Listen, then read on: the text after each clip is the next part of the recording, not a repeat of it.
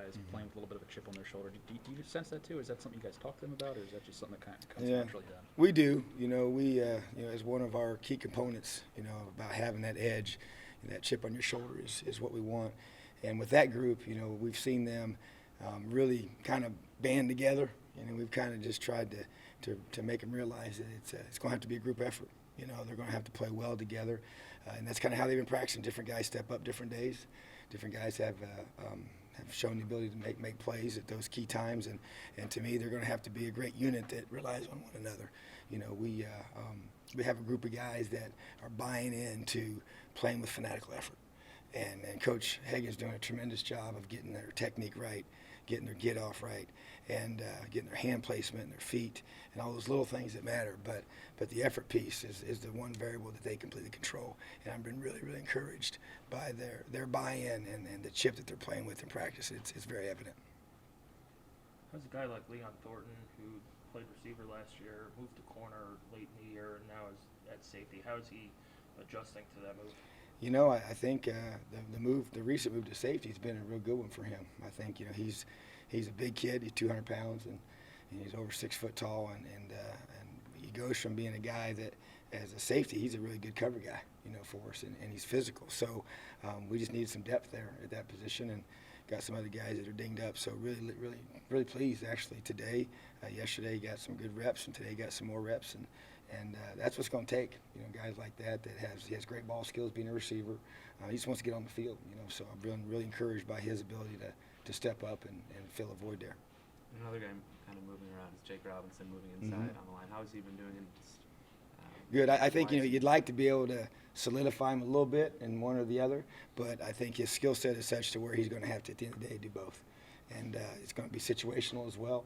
He's a big end and a little bit undersized, 3 technique, but he's so athletic and he plays so hard. I've been once again, he's another guy that is completely bought in. I mean, he's just everything you ask him to do. It's yes sir, and he's 100 miles an hour. So very versatile would be the way I would describe him, and you need guys like that both as a player and then as a person. He's a tremendous leader for us. People talked about Marcelino Ball. Any other newcomers that are coming on for you a bit or surfacing a bit? Yeah, Khalil Bryant is the one that I would say as a newcomer in his freshman class that through some other guys getting dinged up a little bit. He's had to get more reps, but he showed up in the scrimmage making plays, and he's physical. He loves to hit. He's a really good tackler, and so I think right now he's probably gotten information overload a little bit, but it really is one of those guys that's been a real pleasant surprise. And Marcelino, as you see, is a guy that's making plays and plays extremely hard and is very physical. So those are 2 guys in the secondary that we're excited about. So how much improvement have you seen in Nate Hawk since the spring? Yeah, Nate's just really solid, big, strong, and as we challenge him, he's got to be a guy that is perfect in his technique, and with his hand placement and his feet. And like I said, that's the big thing that Coach Hagan's really brought this year is just the details. And he's relentless in his coaching. And sitting there in his meetings, I watch him, and when they do the drill work during special teams, I mean, it's awesome. It's what you have to coach that position, to play that position, and basically he holds them accountable for every little thing. And they're as a group, they see the difference, and that increases the buy-in even more. So I'm really pleased with our D-line. What does his strength do for him? He's just very hard to root out. He's a big anchor in there, and he's so strong and thick, and not just upper body but lower body. It's hard to get any kind of push on him. So we're actually trying to get the push out of him, and if we can punch a hole in that front with him, it does a great job of making that ball cut back right to where we want to take it to. So he's a valuable part of our defense.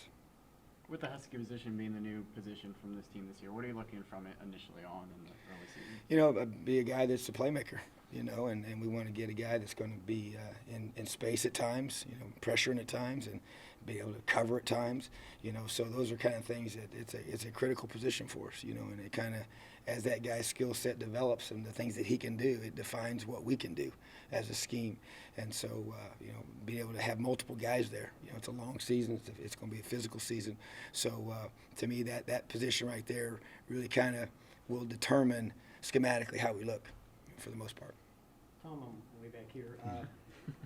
Barely see it.